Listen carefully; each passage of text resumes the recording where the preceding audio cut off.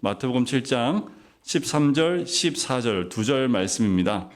우리 이 말씀을 같이 읽도록 할까요? 같이 읽겠습니다. 시작. 들어가라. 멸망으로 인도하는 문은 크고 그 길이 넓어 그리로 들어가는 자가 많고 생명으로 인도하는 문은 좁고 길이 협착하여 찾는 자가 적음이라. 아멘.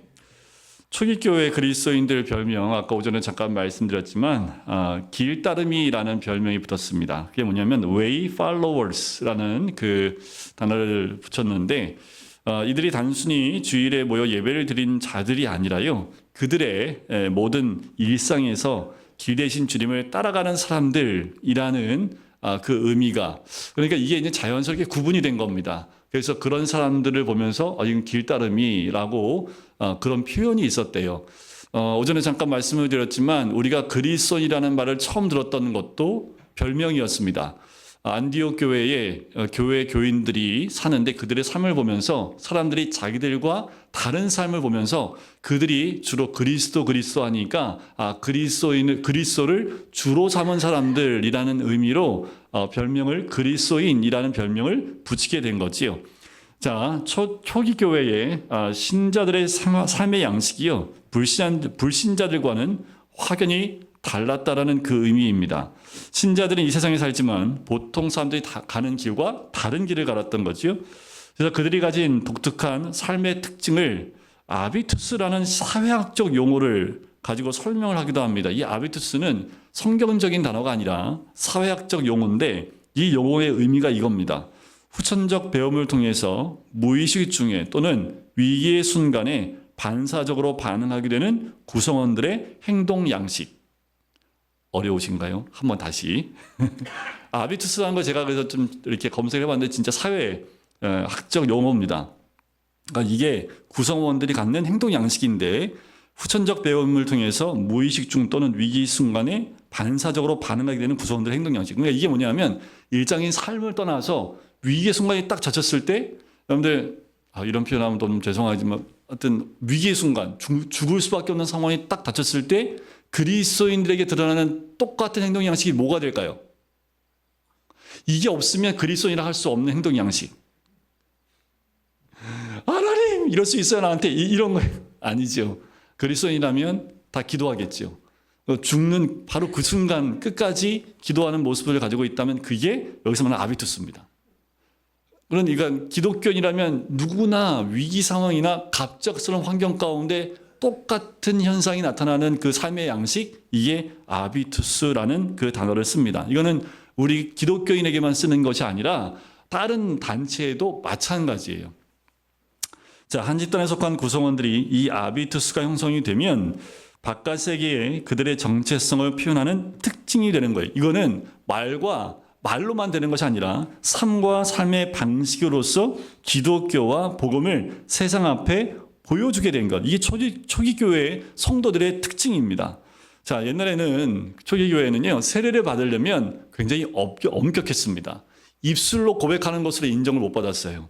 실제로 2년에서 3년이 걸렸는데 그 이유가 뭐냐 하면 실제로 세례를 받기 위해서는 그리스도인의 삶의 방식을 따라 사는 법을 배워야 했고 그것을 증명해야지만 세례를 줬습니다.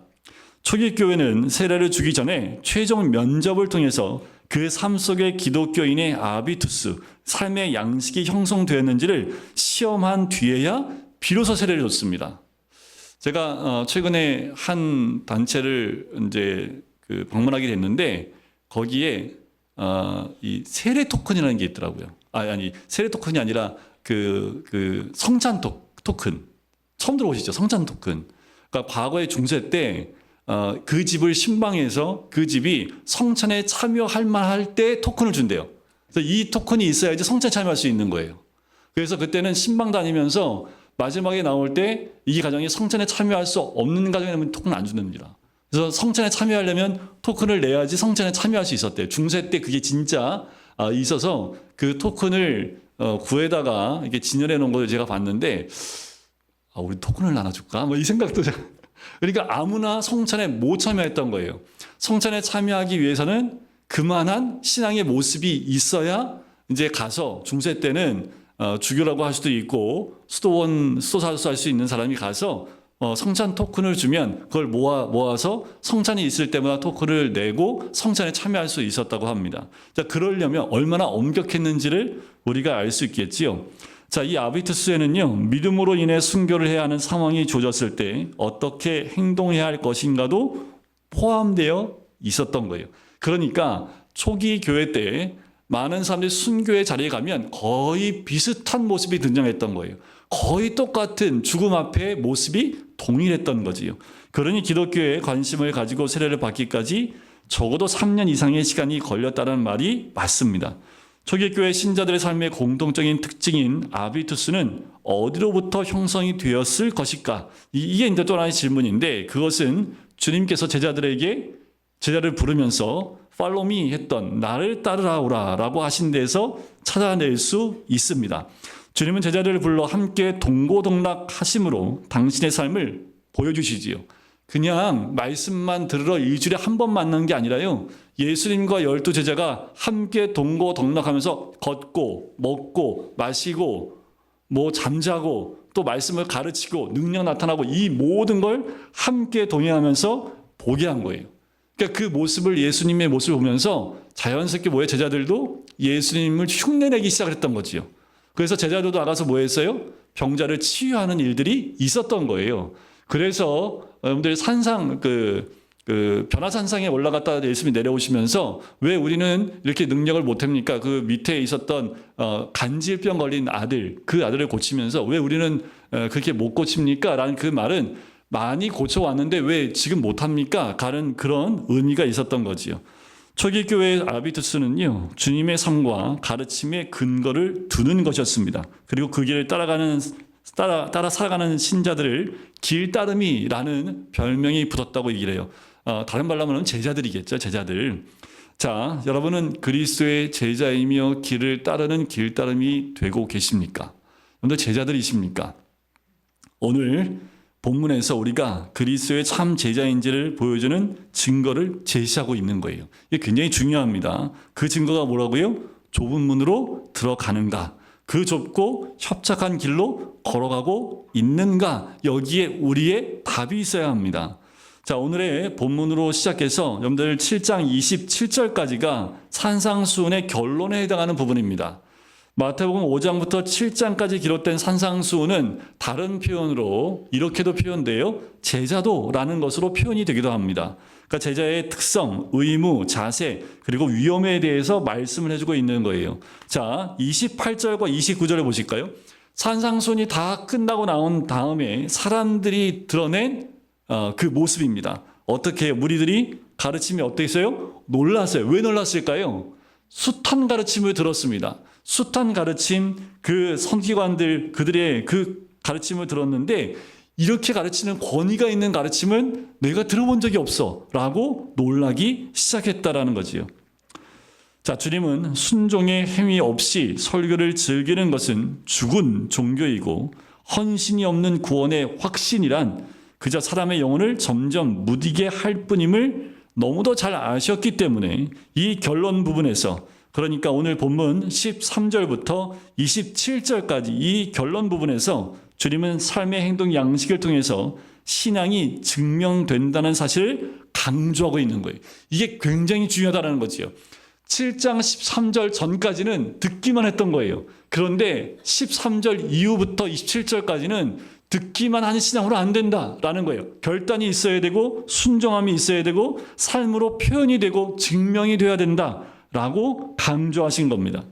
진정한 제자는 듣기만 하는 자가 아니라 좁은 문, 좁은 길로 행하는 사람이라는 거예요. 자, 오늘 본문에 두 개의 문과 두 개의 길이 나옵니다. 좁은 문과 큰 문, 넓은 길과 좁고 협착한 길이지요. 자, 두 문과 두 길에 관한 주님의 말씀은 제자의 삶의 방식으로서 드러내고 있는 거예요. 자, 이것은 정말 더 무서운 건 뭐냐면요, 내가 지금 뭘 선택하냐에 따라서 우리가 구원을 받느냐, 구원을 잃어버리느냐의 선택도 된다라는 거예요. 생명과 멸망의 문제라는 거예요. 무시무시한 겁니다.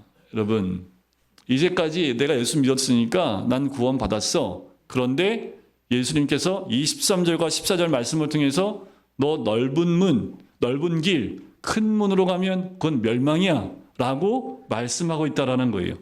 두 문과 두 길은 규모와 인기 그리고 목적지가 모두 정반대입니다. 이 말씀에 의하면 주님의 제자들은 좁은 문으로 들어가요. 좁고 협착한 길로 행하는 사람들입니다. 그렇다면 여러분은 좁은 문으로 들어왔습니까?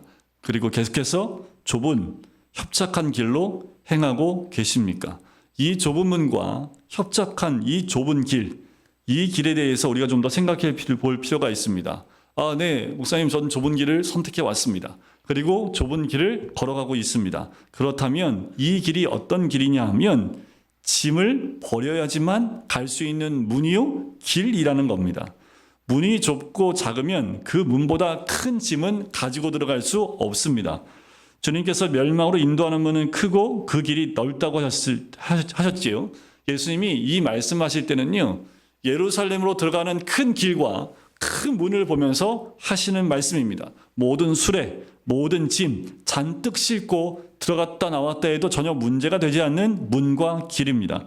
그런데 그 옆에 나 있는 작고 좁은 문이 있습니다. 이 문의 별명은 바늘귀 문이라는 별명이 있습니다.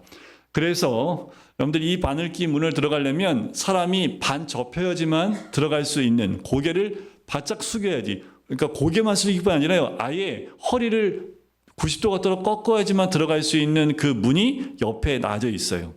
그냥 그 문을 통과하려면 어떻게 할까요? 아무 짐도 가지고 들어갈 수 없는 그 문입니다. 자, 주님께 부자 관리가 청년이 와서 묻지요. 내가 무엇을 하여야 영생을 얻으리까? 라고 물었을 때 우리 주님이 이런 대답하십니다. 내가 아직도 한 가지 부족한 것이 있으니 내게 있는 것을 다 팔아 가난한 자들에게 나눠주라. 그리하면 하늘에서 내게 보화가 있으리라. 그리고 와서 나를 따르라. 부자가 이 말을 듣고 기뻐했을까요? 근심했을까요? 근심하고 돌아가 버립니다. 그때 주님이 제자들에게 또 말씀하십니다. 재물이 있는 자는 하나님의 나라에 들어가기가 얼마나 어려운지 낙타가 바늘귀로 들어가는 것이 부자가 하나님의 나라에 들어가는 것보다 쉬우니라 라는 말씀을 해요. 어렵다는 얘기겠죠. 생명으로 인도하는 문은 좁고 길이 협착하기 때문에 많은 재물을 가지고 들어갈 수 없다는 말씀입니다. 이 말은 죽고 난 다음이 아닌 지금 해야 하는 결정이라는 거지요. 그런데 미국에 가면 그러니까 바늘귀라는 별명을 붙고 있는 바위가 두 개가 있답니다. 이게 미국 테네시주의 채터누가라는 곳에 있답니다. 자, 이곳에 가면 이렇게 바위가 두 개가 딱 서 있는데 그 사이를 지나가려면 사람 한 명만 간신히 통과할 수 있는 그 정도의 좁게 돼 있대요. 제가 이제 신대원을 졸업할 때쯤 좁은 문이라고 해서 별로 우리는 반대했지만 뭘 세웠어요. 네. 그 총신 신학대학원 가면 정문으로 들어갈 때 좁은 문이라는 걸 상징하기 위해서 대리석, 그때 돈으로 5천만 원 주고 그걸 왜 세웠는지 그때 막 신대원생들이 막 그 계단 집어 던지고 하여튼 그런 과격한 전사도 있어요. 근데 이게 딱 세워져 있습니다. 대리석으로 통짜로 된 대리석을요 세워서 위에 하나 얹고, 그러니까 높이가 4m가 돼요. 길이가. 근데 이렇게 좁게 해놨는데 거기에 한 3명은 통과할 수 있겠더라고요. 좀 이렇게. 그래도 좀 좁긴 한데 그렇게 좁지는 않아요. 그것도 세워놓긴 한데, 자, 여기에서 나오는 이 바위는 자연적으로 생긴 바위인데 사람이 한 명이 간신히 통과하는 그 넓이입니다. 알렉산더 맥클라렌이라는 분은 이 기둥을 보면서 뭐라고 하셨냐면, 주님의 팔복 중에 처음 두 복은 좁은 문의 양편에 세워진 두 개의 기둥이다 라고 표현을 합니다. 자, 두 개의 복이 처음에 뭘까요? 심령이 가난한 자는 복이 있나니, 애통하는 자는 복이 있나니. 두 가지 복을 얘기를 해요. 자, 두 기둥은요, 영적 파산, 심령이 가난한 자는 영적 파산에 대한 인식과 애통하는 자는 죄에 대한 슬픔입니다. 좁은 문으로 들어오기를 원한다면 짊어지고 있는 모든 것을 버려야 한다. 우리는 자신이 하나님 앞에 설 수 없이 파산한 존재라는 사실과 죄 인식 외에 아무것도 가지고 들어갈 수 없다. 그 의미를 설명하고 있습니다. 반면에 많은 사람들이 문이 넓고 또 넓은 문이 크고 길이 넓은 것을 선호하지요. 그 문과 같이 결국 멸망으로 인도한다고 주님이 친히 경고하셨음에도 불구하고 그 길을 선호합니다. 이 점에서 여러분들 제자들의 모습을 우리가 한번 돌이켜볼 필요가 있습니다. 과연 제자들은 복음서에서 예수님이 Follow me라고 했을 때 어떻게 반응을 했을까? 거의 똑같은 말씀이 사복음서에 다 기록되어 있는데요. 베드로와 안드레는 어떻게 표현하냐면 마태복음 4장에 보면 곧 그물을 버려두고 라는 말을 씁니다. 요한과 야고보는 이렇게 표현해요. 곧 배와 아버지를 버려두고 라고 기록합니다. 누가복음은 특별히 베드로가 모든 것을 버려두고 예수님을 따랐다라는 표현을 쓰고 있고요. 세리 마태도요. 세관에 앉아 있다가 예수님이 나를 따르라는 말씀을 듣고 모든 것을 버리고라는 그 말을 쓰고 있습니다. 이 동일한 강조들은요. 부자 관리와는 좀 다르지요. 주님을 따라 좁은 문으로 들어가고 협잡한 길을 행하는 자가 되었다는 사실을 그 제자들이 선택했다는 사실을 보여주고 있는 아주 전형적인 버려두고 또 버리고라는 그 표현입니다. 주님을 따르는 자는 자신이 가진 모든 것에 대해서 더 이상 자신의 주권을 행사하지 않는 것을 의미해요. 그 주권을 누구한테 양도한 거예요? 주님께 양도한 것을 의미합니다. 이것을 그리스도의 주되심이라고 말해요. 좁은 문 좁은 길로 행하는 진정한 제자는 그리스도의 주되심을 온전히 인정하는 사람이다라는 거지요. 자, 두 번째 특징이 있는데 이 두 번째 특징은 외로운 길이라는 겁니다. 좁은 문 좁은 길로 행하는 여정은 외로운 길이에요. 당연히 그럴 수밖에 없겠지요. 그 길이 좁기 때문에 두 명이 함께 못 갑니다. 홀로 가는 길이에요. 또 다른 사람들이 다 안 가는 길을 가기 때문에 외로울 수밖에 없습니다. 진정한 제자는요, 외로울 수밖에 없어요. 왜 그럴까요? 자, 신자는 마음이 좁고 사람들과 맨날 다퉈서 주변에 사람이 없기 때문에 외로울까요? 그렇지 않습니다. 신자들은 오히려 마음이 넓고요. 사람들로 하여금 많은 나눔과 또 사람들한테 친하고 또 친화적인 모습을 가지고 있습니다. 하지만 우리가 그 신자가 가지고 있는 어떤 것 때문에요? 복음 때문에, 이 십자가의 복음 때문에 하나님 외에 다른 우상을 섬기지 않는다는 그 사실 때문에 좁은 문과 좁은 길로 가는 사람이기 때문에 느낄 수밖에 없는 세상 속에서의 외로움입니다. 이 외로움은 제자가 세상에서 두 나라에 속한 사람이기에 피할 수 없는 외로움이라는 거지요. 자, 단순히 이론적으로 하나님 나라 시민이지만 지금 세상에 살아간다는 말이 아닙니다. 자, 이거는 뭐냐면 실제로 자신이 하나님 나라의 시민이기에 하나님 나라의 시민으로서의 의식이 떠나지 않는 거예요. 그러니까 생활 양식이 있는 거예요. 이 땅에 살고 있지만 그리스도를 따라가는 그 제자의 삶이 행동 양식과 삶의 양식과 가치관이 있기 때문에 세상 사람들과 구분이 됩니다. 구별이 될 수밖에 없어요. 그러니까 어떻게 해요? 외로움을 누릴 수밖에 없는 거지요. 여러분, 마치 이와 같아요. 대한민국 국민으로서 어느 나라에 가든지 대한민국으로 인인으로서 살아가는 거지요. 이번에 미국 갔다가 놀란 건 뭐냐면 선진국하고 별 차이가 없어요. 여러분들 이 유튜버들이 한국 와서 놀란 것들을 뭐 좋은 것만 올린 것만 봤으니까, 그러니까 뭔 시험했냐면 전에도 한번 말씀드렸지만 노트북을 그냥 그 길거리에다가 이렇게 앉아서 의자에다 놔두고 가요. 그리고 저 끝에서 영상을 이렇게 찍고 있는 거예요. 사람들이 가져가나 안 가져가나. 가져갔을까요? 안 가져갔을까요? 가져갔어요. 그래서 쫓아갔거든요. 근데 경찰서로 갖고 들어간 거예요. 그러니까 이 사람이 야 여기도 똑같구나 하고 갔는데, 그러니까 그 사람이 일본, 그러니까 중국, 동남아시아에서 다 찍고 그리고 한국까지 왔는데 한국은 정말 한 사람도 가져가지 않았고요. 그리고 자기가 지갑을 또 놓고, 야 이건 좀 큰 거니까 지갑을 놓고 가져가나 안 가져가나 또 봤는데 1시간이 넘었는데 가져가는 사람이 손을 대지 않는 거예요. 사람들이 보고 지갑을 보긴 보는데 가져가지 않고 놓고 가는 거예요. 두 가지 마음, 이제 가져가다가 찍혔으면 이건 또 그건 벌 받잖아요. 그런 마음도 있겠지만 안 가져가요. 핸드폰도 안 가져가요. 아까도 말씀드렸지만 누가 가져가서 쫓아가서 왜 가져가냐고 물으려고 했더니 경찰서로 가져간 거였어요. 그러니까 한국에 오면 잃어버리지 않는, 그리고 뭐 그렇다고 해서 뭐 한국 사람이라고 다 안 가져가겠습니까? 근데 저는 미국 가가지고 한 번 잃어버렸는데 아예 사라져버리는, 5분도 안 되고 10분도 안 됐는데 사라져버리는, 더 나아가서 그 카드로 막 써버리는, 야, 미국은 선진국이긴 한데 야, 그 한계가 있구나. 그래서 물어봤더니 미국에서는 핸드폰 잃어버리면 찾을 생각이 없다고, 찾을 수도 없다고. 그래서 미국 사람들, 우리나라 사람들이 카페에 와서 핸드폰 두고 가는 건 도대체 이해가 안 간대요. 우리나라 사람들은 그냥 자리 잡으려고 핸드폰 놔두고 가잖아요. 그러면 우리는 여기 누가 자리 잡았나 보다 하고 가잖아요. 근데 외국에서 그러면요, 그냥 없어져 버린대요. 그냥 딱 갔다 눈만 돌렸다 딱 하면 없어져 버린답니다. 특히 이제 유럽 가면 더 심하긴 하지요. 자, 여러분들, 우리 그리스도인들이 달라 있는, 세상과 다른 그 모습들을 가지고 가기 때문에 외로울 수밖에 없어요. 제가 이번에 미국에서 의곤이가 없었으면 얼마나 외로웠을까요? 핸드폰도 없지, 카드도 없지. 만약에 제가 혼자 갔을 때 그 사건이 있었으면, 핸드폰도 못 쓰죠, 카드도 못 쓰면 어떻게 해요? 어딜 가요?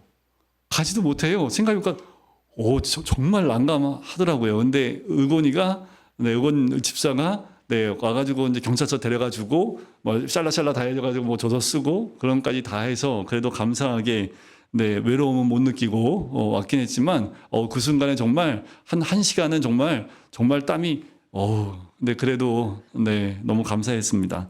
자, 우리가 이 땅 가운데 신앙생활하는 것이 그와 같아요. 세상과 다르기 때문에 다른 모습 가운데 우리가 느끼는 것이 이 외로움이라는 것이요. 하나님 나라의 절대적인 가치 기준이 존재하기 때문에, 그렇기 때문에 우리가 느끼는 외로움입니다. 제자들에게는 하나님 나라와 그 의를 구하라는 것이 언제나 먼저예요. 그러니까 우리가 구할 건 뭐예요? 먼저 그의 나라와 그의 의를 구하는 거지요. 그렇기 때문에 세상과 분리될 수밖에 없고, 많은 사람들 가운데 사람들이 나는 이쪽으로 갑니다 하고 다 가지만 우리는 그 길을 가지 않아요. 왜요? 가치 판단 기준이 어디 있어요? 하나님 나라에 있기 때문에. 예수님을 따라가고 좁은 문과 좁은 길을 가는 사람들은 많은 사람들이 가는 그 길을 선택해 가는 것이 아니라 그 순간에도 하나님의 뜻과 하나님의 나라와 의가 무엇인지를 우리가 먼저 분별하고 그 길을 따라가는 사람이기 때문에 세상에서 외로움을 느낄 수밖에 없지요. 근데 더 중요한 건 뭔지 아세요? 외로운데요, 그 외로움 덕분에 자신들과 동행하시는 주님을 더 깊이 경험하는 은혜와 축복을 누리는 사람이 제자들입니다. 그 외로움 가운데 더 하나님의 은혜가 함께하고 더 깊은 하나님을 경험하는 은혜가 주어지는 것이라는 거지요. 그렇게 외로운 사람들이 모인 곳이 어딜까요? 교회입니다. 교회. 그래서 교회에 오면 늘 기쁠 수밖에 없어요. 일주일 동안 너무 외로웠거든. 근데 그 외로움, 막 세상 사람들이 이 길 아닌데 하면서 막 괴롭고 힘들면서도 그래도 그 길 안 가고 좁은 길을 막 선해서 힘들게 갔는데 교회 왔더니 다 그런 사람들만 모였어요. 그러니까 얼마나 기쁘고 감사합니까? 그래서 그 공동체가 교회 공동체가 되는 거지요. 세 번째, 이 좁은 문, 좁은 길에 행하는 여정의 특징은 고생길입니다. 고생길이에요, 고생길. 자, 협착하다라는 그 말은 의미가 좁다는 의미보다 애워싸 밀거나 비집고 들어가 눌림을 당한다라는 뉘앙스를 가지게 됩니다. 그래서 협착하다는 그 헬라어 단어는요, 환난, 고통, 괴로움을 의미하는 단어와 어원이 같게 돼요. 그러니까 다른 건 그냥 그거예요. 고생길이라는 거지요. 좁은 길로 행하는 것은 십자가를 지는 길이며 주님과 함께 고난을 겪는 길이라고 말씀하고 있는 거예요. 여러분들, 그렇지만 주님이 이 길 가는 것이 얼마나 큰 축복인지, 팔복 가운데 마지막 복이 의를 위하여 박해를 받는 자는 복이 있나니 천국이 그들의 것입니다 라고 얘기를 하지요. 여러분들, 찬양 좋아하시는 찬양 가운데 이 찬양이 있습니다. 내 주를 가까이 하게 함은. 우리 어르신들 좋아하고 우리도 많이 좋아하는 찬양이지요. 내 주를 가까이 하게 함은, 그 다음 뭐예요? 그러니까요, 우리가 그렇게 은혜 받는 찬양이요. 내 주를 가까이 하면 뭐하고 똑같다고요? 십자가 진 같은 고생이나 라는 거예요. 근데 우리가 그 찬양 들을 때 아유 힘들어 죽겠네 이렇게 해요? 아니면 은혜 받고 계십니까? 근데 우리는 가사를 잘 묵상 안 하고 그냥 이렇게 은혜만 받고 계신가요? 내 일생 소원은 늘 찬송하면서 주께 더 나가기 원합니다. 내 고생하는 건 이엔 야곱이 돌베개 배고잠 같습니다. 꿈에도 소원이 늘 찬송하면서 주께 더 나가기 원합니다. 천성에 가는 길 험하여도 생명길 되나니 은혜로다. 그래요. 이 길이 생명길이기에 은혜라고 고백하며 주님께 더 가까이 나가자고 하는 찬양이지요. 이런 용기와 인내는 어디서 나오는 것일까? 바로 하나님께서 당신의 자녀에게 주시는 믿음의 특성입니다. 믿음은 겁이 줄고요, 용기가 늘어나게 합니다. 초기 교회 성도들에게 나타나는 가장 특징적인 아비투스, 생활 양식은 인내였습니다. 세상 사람들 그때 당시에 많은 사람들이 순교하는 그 모습 보면서 놀라지요. 그러면서 이렇게 물어요. 어떻게 저들은 저런 죽임과 비참함에 처해짐에도 불구하고 인내로서 그 협착하고 좁은 험한 길을 걸어가는가? 이것이 세상 사람들의 질문이었던 거지요. 주님이 약속하신 생명으로 인도하는 문이요, 길이기 때문이라는 거지요. 먼 미래에 있는 일이 아닙니다. 이 생명은 그들에게는 현재의 고생길에서 더 깊이 누리고 경험하는 살아계신 하나님과의 사귐으로 연결되기 때문에 내주를 가까이 하게 함은 이 고생길이지만 이 고생길 가운데 누구와의 사귐이 함께 가요? 하나님과의 깊은 사귐이 함께 가는 은혜를 누릴 수 있다는 거지요. 그래서 초대교회에 있는 많은 성도들이 그 고난 가운데도 고생길을 선택해 갔던 가장 큰 이유는 하나님과의 더 깊은 만남과 사귐이 그 안에 있었기 때문에 그 고생길에도 다 기뻐할 수 있었던 거예요. 순간은 그 순간에도 평안을 누릴 수 있었던 거지요. 주님이 말씀하시는 문은 두 개이고 길도 두 개뿐입니다. 하나는 멸망으로 인도하고 또 하나는 생명으로 인도하는 문입니다. 중도는 없어요. 가운데 길은 없습니다. 산상순의 결론으로 주시는 주님의 이 말씀은 좁은 문으로 들어가 협착한 길로 행함으로써 내가 그리스도의 참된 제자임을 보여주라는 말씀이에요. 그런데 우리는 이 땅 가운데 좁은 문과 협착한 그 길을 선택해 가는 사람들입니다. 주님이 우리에게 또 물어보시는 거예요. 너 제자 맞니? 너 내 제자이니? 라고 묻는다면 우리는 어떻게 답하시겠습니까? 나를 따르러 가신 주님은 천지를 창조하셨고 세상을 역사를 주관하고 섭리하시는 하나님입니다. 그 하나님이 그 문을 통과해 그 길을 걸어가면 내가 내 인생 책임져 줄게 라는 말씀이에요. 여러분, 생명으로 인도한다는 말은 내가 너 책임져 줄게. 내가 세상 끝날까지 너와 함께 그 좁고 협착한 길을 걸으며 너와 동행해 주겠다는 약속입니다. 그러니까 초기에 있었던 그 순교의 자리까지 가는 많은 성도들이 두려워하지 않고 그 길을 갈 수 있었던 거예요. 왜 오래도록 교회 생활하는데도 주님을 안다고 말할 수 없고 구원의 확신이 점점 약해집니까? 그 이유는 그것은 우리가 주님을 신뢰함으로 그 좁은 문으로 들어가 본 적이 없고 협착한 길로 걸어본 적이 없기 때문이다라는 거예요. 그 길을 걸어가면서 주님과의 친한 만남과 경험이 있다면 우리는 단 한순간도 구원에 대한 그리고 우리 신앙생활에 대한 어떠한 어려움도 그리고 믿지 못하는 그 고백들이 나오지 않을 겁니다. 나를 따르는 주님의 음성을 듣고 주님을 따르기 위해 모든 것을 버리고 외로운 고생길을 걸어본 적이 없다면 어쩌면 주님을 인격적으로 경험할 수 없었을 것입니다.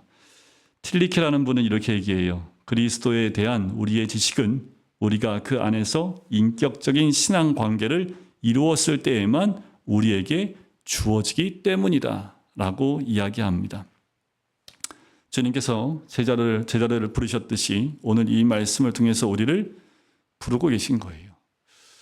아무리 좋은 말씀을 듣고 능력의 말씀을 들었고 은혜의 말씀을 들었다 할지라도 중요한 것은 정말 예수님이 다시 지금 이곳에 오셔서 산상순의 말씀을 5장부터 7장 12절까지 쭉 선포하실 때 그 은혜의 눈물을 흘린다 할지라도 오늘 좁은 문과 좁은 길을 선택하여 그 길로 가지 않으면 그 들은 말씀은 나에게 아무 소용이 없다라는 겁니다. 우리가 신앙생활을 오래 했는데도 왜 주님과의 더 진한 만남이 없냐 하면 그 설교 말씀에서 머물러 있었기 때문에 그래요. 그 말씀을 가지고 내가 좁은 문을 선택하고 협착한 길을 선택해 가면 주님이 예비하신 은혜가 있고 동행하시는 은혜가 있는 거지요. 생명이신 주님을 만나고 누리는 길, 가장 은혜로운 복된 길이 바로 좁은 문과 그 좁은 길을 가는 그 길입니다. 우리는 주님의 제자가 되어야 합니다.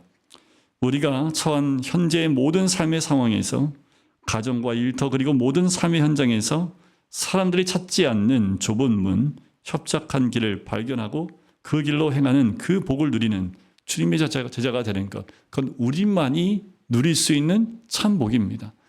세상 사람도 할 수 있는 모든 것 우리가 한다면 차이가 없어요. 하지만 세상 사람들이 걸어갈 수 없는 그 길, 세상 사람들이 선택할 수 없는 그 길을 우리는 영적인 눈으로 보았기에 그것이 멸망이 아닌 생명의 길이기에, 그 길이 주님이 나와 함께 하시는 동행하는 길이기에 그것이 외롭고 고생길이라 할지라도 우리는 그것을 선택해 가는 거지요. 그리고 좁은 길이 계속 이어진다 하더라도 주님과의 사귐과 하나님과의 사귐이 있기 때문에 여러분들 걱정하실 거 없습니다. 여러분들 올 한 해 작년과 다른 선택을 한번 해보시겠어요? 올해는 내가 더 제자로서 그리스도인으로서 하는 선택을 한번 해보겠다. 여러분들 한번 결정해 보시고 그 길을 걸어가시면 올 한 해 힘든 그 길 가운데 분명히 주님 주신 은혜와 또 복 내려주시는 놀라운 은혜가 여러분들을 통해서 가정에 공동체에 부어지는 귀한 은혜를 누리실 줄 믿습니다.